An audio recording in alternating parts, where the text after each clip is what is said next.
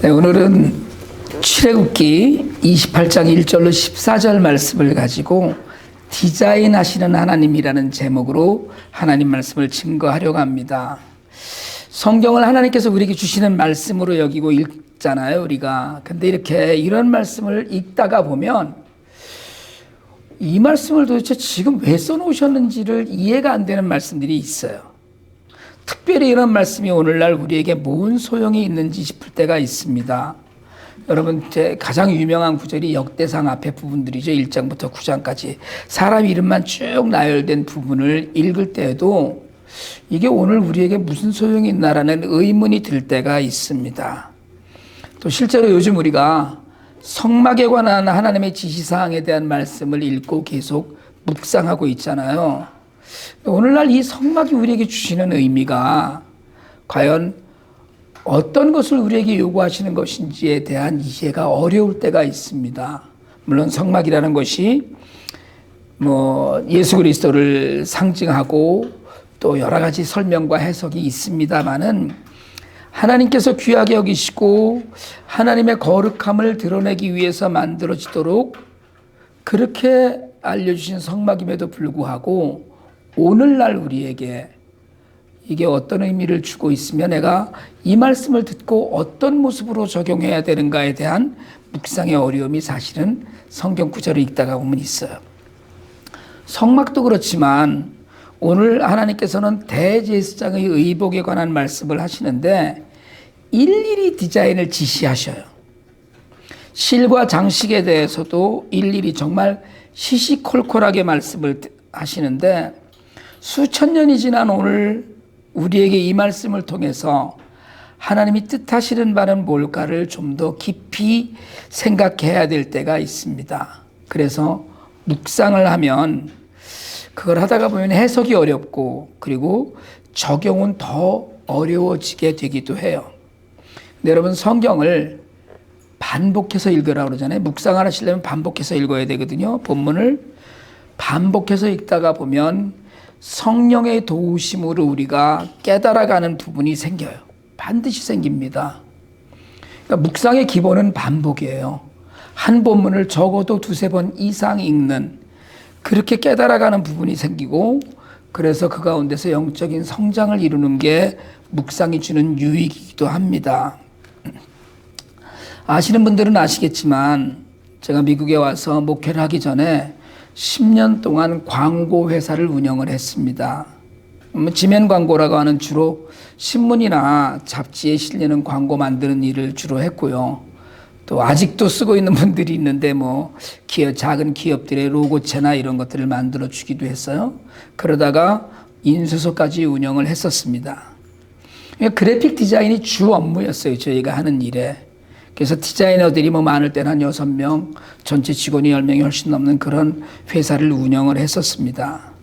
근데 제가 디자이너를 뽑을 때마다 꼭 묻는 게 두 가지가 있어요. 디자인이 뭐냐? 디자이너는 무슨 일을 하는 사람이냐? 사실은 대부분 대학에서 그래픽 디자인을 전공하고 그런 일을 하는 디자이너들에게 묻는 질문인데 그게 그냥 해보는 질문은 아니고요. 그리고 사실은 다양한 대답을 듣게 되죠. 근데 저는 이렇게 생각을 해요. 비즈니스 측면에서의 디자이너는 폭넓게 이야기하면 광고주의 문제를 해결해 주는 사람의 해결사입니다. 많이 알려야 되잖아요. 어떻게 알려야 되는가를 해결해 주고 많이 팔아야 되잖아요. 그걸 잘 팔 수 있는 길을 만들어 주는 게 디자이너 광고회사가 하는 일이다. 그게 비즈니스 측면이에요. 그럼 이제 디자이너의 측면에서는 자기가 생각하는 일, 머릿속에 그렸던 것을 눈에 보이게 해주는 사람이에요. 마음에, 머릿속에 담겨져 있던 것, 그걸 눈에 보이도록, 그래서 느낄 수 있게, 다른 이들이 느낄 수 있게 그걸 표현해 주는 사람이 디자이너라고 저는 믿습니다. 근데 여러분, 디자인을 이야기하다가 보면 하나님 이야기를 꼭 해야 돼요. 여러분들이 잘 이제 여기까지 얘기하면 아시지 않겠어요? 하나님은 디자인에 관심이 많으십니다. 사실은 또 하나님은 음악가이고 미술가이시기도 하잖아요. 근데 디자인에 관해서라면 하나님을 빼놓고 이야기할 수가 없어요. 빼고 말고가 아니라 저는 하나님이 디자인의 원조라고 믿습니다. 아무것도 없는 세상을 말씀으로 만드셨잖아요. 그리고 뭐라고 하셨어요? 보시기에 좋았더라. 보시기에 좋았더라. 하나님이 만드신 세상을 여러분 우리가 보고 눈으로 즐기곤 합니다. 단풍 들면 정말 감탄하잖아요. 눈 오면 귀찮기는 하지만 그게 여전히 우리 마음을 정서적으로 안정되게 하기도 해요. 천하 만물이 다 하나님이 디자인하신 겁니다. 그 천하 만물의 디자인을 통해서 하나님께서는 하나님 마음 안에 있는 사랑을 보여주시고 하나님이 뜻하시는 말을 우리에게 전해주셨어요. 사람이 그걸 자꾸 망가뜨려서일 뿐이지 애초에 하나님이 만드신 것. 그래서 여러분 자연의 숲속이나 계곡에 가면 거기 사실은 수없이 많은 새나 동물들이 정말 똥 싸고 다 그러고 다닙니다. 그런데 깨끗해요. 사람이 들어가면 지저분해져요. 더러워지고. 하나님이 만드신 것의 뜻이 그 안에 있어요. 분명히. 근데 하나님께서는 특별히 그렇게 자연뿐이 아니고 의상 디자인에도 관심이 많으셨어요. 그래서 아담과 하와가 에덴 동산에서 선악과를 먹고 자신들의 벌거벗은 것이 수치로 남은 잎으로 몸을 가렸을 때 하나님이 가죽으로 옷을 지어서 입혀주셨어요. 최초의 패션 디자인입니다. 이게. 디자인이 의도하고 생각하는 것을 눈으로 보게 하고 느끼게 하는 것이라면 하나님 디자이너 의심이 분명해요. 기능적인 부분, 눈으로 보이는 부분, 느끼는 부분, 여러 면에서 평가가 되는 것이라고 해도 하나님이 최고이심을 우리가 부정할 수 없습니다. 오늘 우리가 읽은 본문 성막에 관한 말씀에 이어서 대제사장의 의복에 관한 옷에 관한 이야기거든요. 하나님께서는 대제사장의 옷을 성막을 만드는 것처럼 아주 세세하게 그 재료와 모양과 색상을 지정해서 말씀하셔요. 말 그대로 디자인 하시는 거죠. 패션 디자인이잖아요. 건축 디자인도 하셨고 하고 계시고 더하여 패션 디자인도 하셨다는 이야기는 하나님의 생각이 그 옷에 담겨 있다는 말씀이고 그 옷을 통해서 하나님의 뜻을 보여주고 계신다는 것이기도 합니다. 오늘 본문은 이스라엘 백성들 중에 레위 지파인 모세의 형 아론을 대제사장으로 세우고 그의 네 아들을 불러서 제사장 일을 맡기라고 합니다. 그리고 그들에게 아무 옷이나 입고 하나님을 섬기게 하지 않으시고 직접 옷의 재료와 모양과 기능과 이런 것들을 다 정해서 디자인하셔요. 오늘 2절 말씀해 보니까 그 옷은 영화롭고 아름답게 보이는 거룩한 옷이라고 했습니다. 거룩함을 드러내기 위해서 영광스럽고 아름다워야 했어요. 제사장은 하나님을 섬기고 백성들의 제사를 주관하는 사람이잖아요. 그러니까 하나님께서 명령하신 제사를 하나님께 드리는 일이 주 업무이고 그래서 하나님께서는 제사장에게 그 일에 맞는 특별한 옷을 디자인해서 입히려고 하십니다. 정교하게 만들고 복잡하지만 아까 보셨잖아요. 복잡하지만 의미를 더하여 만들게 하신 거예요. 여러분 여러 차례 말씀드렸듯이 사도 베드로는 베드로전서 2장 9절에서 우리를 가리켜서 너희는 왕 같은 제사장이라고 했습니다. 그러면 오늘날 이 제사장의 의복 디자인과 그 기능이 아무런 상관이 없을 것 같은 우리에게 전해지는 이유는 우리가 왕 같은 제사장이기 때문에 그래요. 그래서 여러분 이 성경 본문을 읽을 때 가슴이 좀 뛰어야 됩니다. 하나님이 우리에게 이 옷을 입히시려고 이렇게 세세하게 디자인하셨구나라고 생각이 들어야 돼요. 우리가 아름다운 성품을 보이고 예배드리는 사람으로 살아야 한다는 걸 깨달아 알아야 하기 때문입니다. 유니폼이 사람 만든다고 하잖아요. 무엇을 입고 있느냐에 따라 좀 달라져요. 여러분 아세요? 한국에서 점잖은 사람도 예비 군복 입으면 개판이다 뭐 이런 얘기 아세요 혹시? 아무리 점잖은 사람도 예비 군복 입으면 노상방뇨를 서슴지 않고 합니다. 그런데 가끔 이렇게 뉴스나 이런 것에 나오는 정말 남루하고 더러운 옷을 입고 있던 노숙자도 깨끗하게 씻고 깨끗한 정장을 입으면 마음가짐과 몸가짐이 달라지는 걸 우리가 봐요. 하나님께서는 제사장이 하나님의 영광과 거룩함을 드러내길 원하셨어요. 묵상 메일에서 제가 지난주에 메일 보내드리면서 말씀드렸듯이 여러분 제사장이 특별한 사람이 아니었습니다. 그도 여전히 죄인이었고 흠이 많았고 실수도 많았어요. 하지만 하나님께서는 특별한 옷을 디자인해서 입히시고 그들에게 하나님께 나와 제사를 드리는 일을 맡기셨어요. 우리는요? 여러분 우리도 여전히 하나님 앞에 죄인입니다. 하지만 우리를 성도, 즉 거룩한 무리로 부르셨어요. 그렇게 부르셨기 때문에 우리의 삶은 우리의 것이 아니에요. 우리 안에서 예수가 드러나고 사람들이 우리를 통해서 하나님을 볼 수 있어야 합니다. 패션 디자이너가 옷을 디자인해서 세상에 보일 때 자신의 뜻을 보이듯이 하나님께서 제사장의 옷을 통해서 그 거룩함이 드러나길 원하시듯이 이제 오늘날 우리의 삶을 통해서 예수 그리스도가 드러나야 합니다. 바울은 로마서 13장 13절 14절에서 이렇게 이야기합니다. 낮에 행동하듯이 단정하게 행합시다. 호사한 연회와 술 취함, 음행과 방탕, 싸움과 시기에 빠지지 맙시다. 주 예수 그리스도로 옷을 입으십시오. 정욕을 채우려고 육신의 일을 꾀하지 마십시오.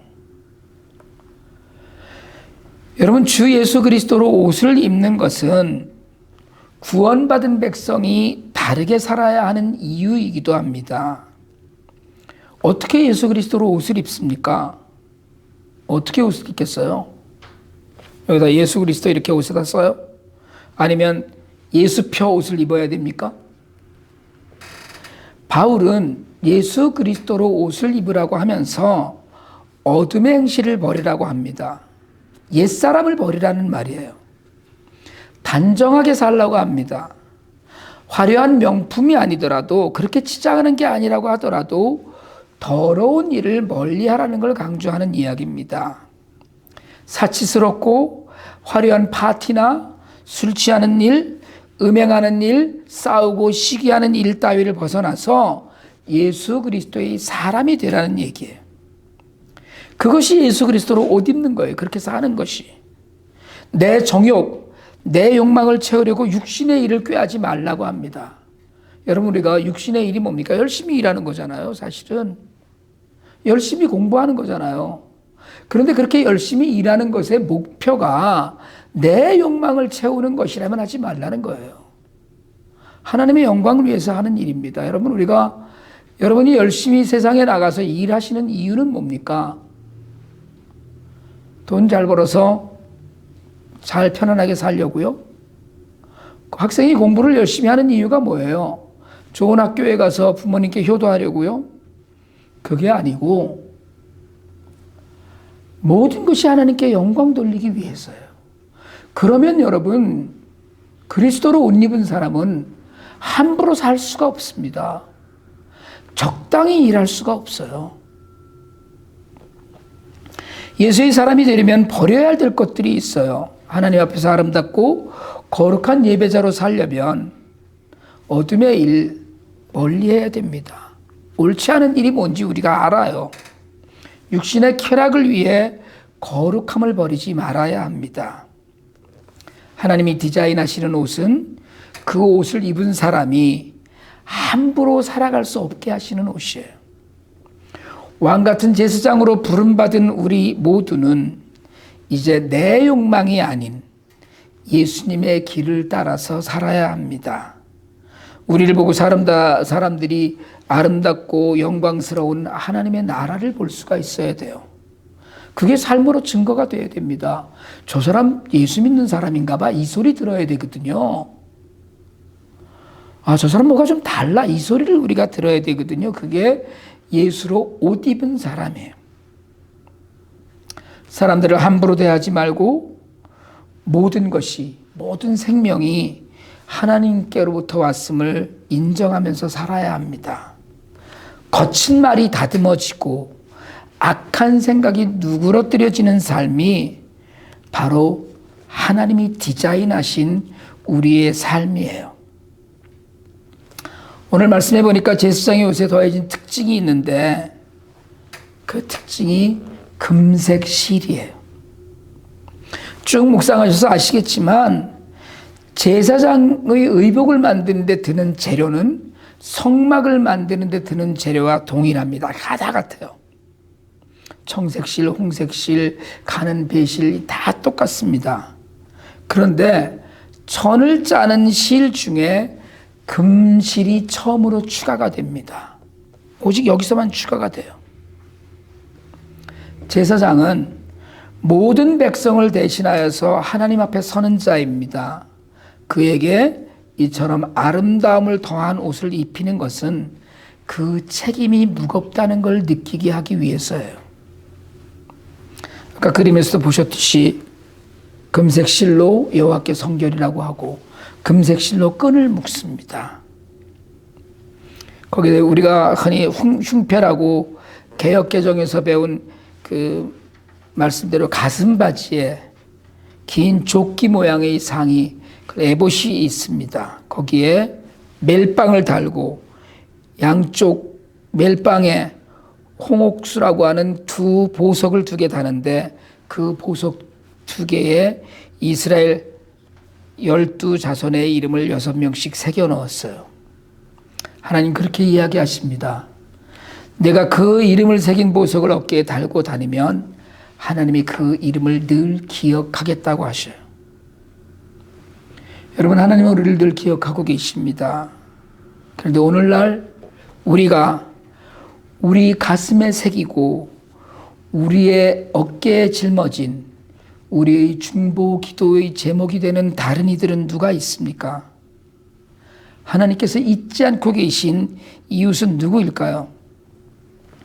제사장의 옷에 이름을 새긴 보석을 달듯이 우리도 가슴에 새기고 어깨에 짊어져서 중보해야 되는 가족과 이웃이 분명히 있습니다.